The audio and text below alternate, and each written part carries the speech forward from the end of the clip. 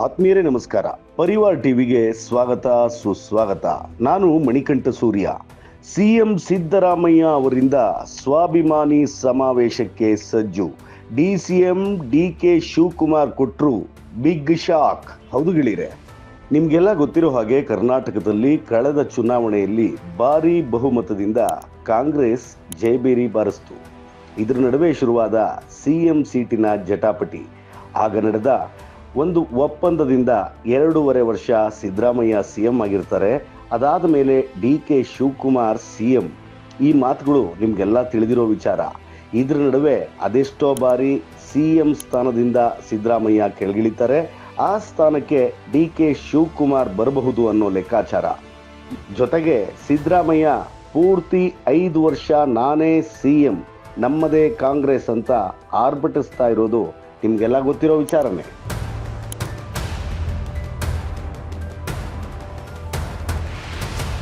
ಅದಕ್ಕೆ ಸರಿಯಾಗಿ ಅವ್ರಿಗೆ ಮುಳುವಾದ ಮೂಡಾ ಹಗರಣ, ವಾಲ್ಮೀಕಿ ಹಗರಣ, ವಕ್ಫ್ ಬೋರ್ಡ್ ಕಾಯ್ದೆ ತಿದ್ದುಪಡಿ, ಇವುಗಳು ಕೂಡ ಸಿಎಂ ಸಿದ್ದರಾಮಯ್ಯ ಅವರಿಗೆ ಕಿರಿಕಿರಿ ಮಾಡ್ತಾ ಇರೋದು ನಿಜವೇ ಸರಿ. ಇದ್ರ ಜೊತೆಗೆ 3 ಕ್ಷೇತ್ರಗಳಲ್ಲಿ ಉಪಚುನಾವಣೆಯಲ್ಲಿ ಕಾಂಗ್ರೆಸ್ ಪಕ್ಷದ ಅಭ್ಯರ್ಥಿಗಳು ಗೆದ್ದಿದ್ದಾರೆ. ಆ ಒಂದು ಗೆಲುವಿನ ಸಂಭ್ರಮದಿಂದ ಸಿದ್ದರಾಮಯ್ಯ ಹಾಗೂ ಅವರ ಬೆಂಬಲಿಗರು ಒಂದು ಸಮಾವೇಶ ಮಾಡೋದಕ್ಕೆ ಸಿದ್ಧತೆ ನಡೆಸಿದ್ರು. ಅದು ಸ್ವಾಭಿಮಾನಿ ಸಮಾವೇಶ. ಅದಕ್ಕೆ ಎಲ್ಲ ರೂಪುರೇಷೆಗಳನ್ನು ಸಿದ್ಧಪಡಿಸುವಾಗಿತ್ತು.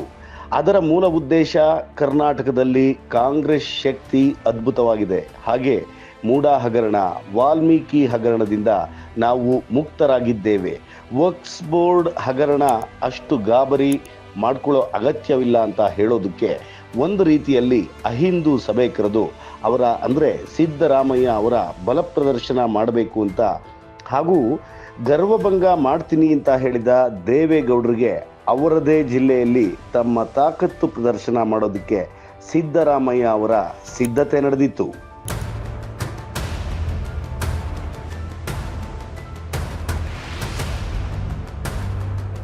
ಮುಂದಿತ್ತು ಬಿಗ್ ಶಾಕ್. ಇದ್ರ ನಡುವೆ ಇದು ಸಿಎಂ ಸಿದ್ದರಾಮಯ್ಯ ಅವರ ಶಕ್ತಿ ಪ್ರದರ್ಶನ ಕಾಂಗ್ರೆಸ್ ಪಕ್ಷದಲ್ಲಿ ಇದೆಲ್ಲ ಬೇಕಾ ಅಂತ ಯೋಚಿಸಿ ಡಿಕೆ ಶಿವಕುಮಾರ್ ಒಂದು ಬಾಣ ಬಿಟ್ಟಿದ್ದಾರೆ ಅನ್ನೋ ಮಾತುಗಳು ಕೇಳಿಬರ್ತಾ ಇದೆ. ಅದೇನು ಅಂತ ನೋಡೋದಾದ್ರೆ ಹೈಕಮಾಂಡ್ಗೆ ಒಂದು ಅನಾಮಧೇಯ ಪತ್ರ ಹೋಗುತ್ತಂತೆ.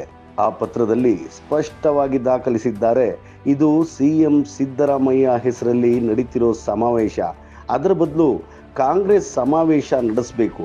ಇದರ ನಡುವೆ ಅದನ್ನ ಪರಿಗಣನೆಗೆ ತೆಗೆದುಕೊಂಡ ಹೈಕಮಾಂಡ್ ಅಂದರೆ ರಾಹುಲ್ ಗಾಂಧಿ ಹಾಗೂ ಮಲ್ಲಿಕಾರ್ಜುನ್ ಖರ್ಗೆ ಕಾಂಗ್ರೆಸ್ನ ವರಿಷ್ಠರು ಪಕ್ಷದ ಮೂಲಕ ಸಮಾವೇಶನ ನಡೆಯಲಿ ಅಂತ ಅದರ ಉಸ್ತುವಾರಿಯನ್ನು ಡಿಕೆ ಶಿವಕುಮಾರ್ ಅವರಿಗೆ ಕೊಟ್ಟಿದ್ದಾರಂತೆ.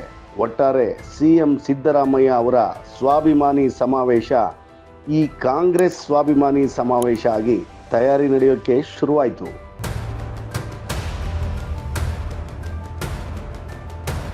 ಸಿಎಂ ಸಿದ್ದರಾಮಯ್ಯ ಅವರು ಪ್ರಧಾನಿ ನರೇಂದ್ರ ಮೋದಿ ಅವರನ್ನು ಭೇಟಿ ಮಾಡಿ ಹಲವಾರು ಯೋಜನೆಗಳಿಗೆ ಸಾಕಷ್ಟು ನೆರವು ಕೂಡ ಕೇಳಿದ್ದಾರೆ.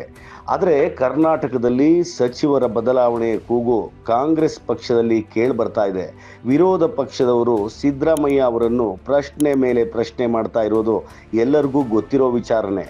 ಜೊತೆಗೆ ಮಿಸ್ಟರ್ ಕ್ಲೀನ್ ಸಿದ್ದರಾಮಯ್ಯ ಹೇಗೆ ಶಕ್ತಿ ಪ್ರದರ್ಶನ ಮಾಡ್ತಾರೆ, ಹಾಗೆ ಬಿಟ್ಟಿ ಭಾಗ್ಯಗಳನ್ನು ಹೇಗೆ ಮುಂದುವರಿಸ್ತಾರೆ ಅನ್ನೋದನ್ನು ಕಾದು ನೋಡಬೇಕು. ಚಳಿಗಾಲದ ಅಧಿವೇಶನಕ್ಕೆ ಮೊದಲು ದಳಪತಿಗಳ ಭದ್ರಕೋಟೆಯಾದ ಹಾಸನ ಜಿಲ್ಲೆಯಲ್ಲಿ ಅಹಿಂದು ಸಮಾವೇಶಕ್ಕೆ ಸಿದ್ಧತೆ. ಒಟ್ಟಿನಲ್ಲಿ ಇಡಿ ಟೆನ್ಷನ್, ಬೇರೆ ಬೇರೆಯ ಟೆನ್ಷನ್ಗಳು ಒಂದ ಎರಡ, ಸಿದ್ದರಾಮಯ್ಯ ಅವರ ಸೀಟಿಗೆ ಕೂಡ ಸಾಕಷ್ಟು ತೊಂದರೆಗಳಿದೆ. ಇದರ ನಡುವೆ ಹಾಸನ ಜಿಲ್ಲೆಯಲ್ಲಿ ಕಾಂಗ್ರೆಸ್ ಸಮಾವೇಶ ಆಗುತ್ತಾ, ಸಿದ್ದರಾಮಯ್ಯ ಅವರ ಅಹಿಂದು ಸಮಾವೇಶ ನಡೆಯುತ್ತಾ? ಕಾದು ನೋಡಬೇಕು. ನೋಡ್ತಾ ಇರಿ ಪರಿವಾರ್ ಟಿವಿ. ಸಬ್ಸ್ಕ್ರೈಬ್ ಮಾಡಿ, ಲೈಕ್ ಮಾಡಿ ಹಾಗೂ ಶೇರ್ ಮಾಡಿ. ನಮಸ್ಕಾರ.